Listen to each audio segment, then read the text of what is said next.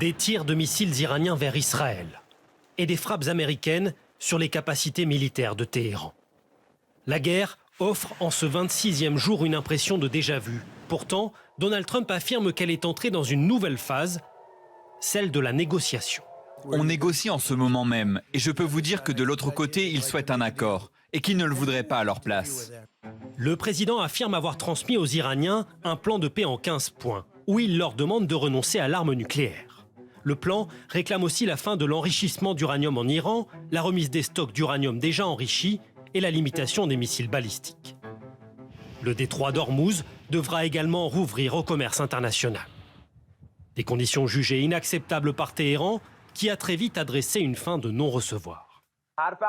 Depuis le premier jour, notre position est très claire, et elle ne changera pas. Nous ne nous entendrons jamais avec vous sur un accord, ni maintenant, ni à l'avenir.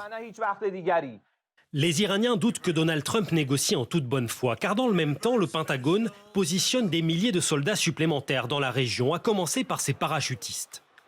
La 82e division aéroportée, célèbre pour son rôle dans le débarquement en Normandie, va déployer entre 1000 et 3000 combattants.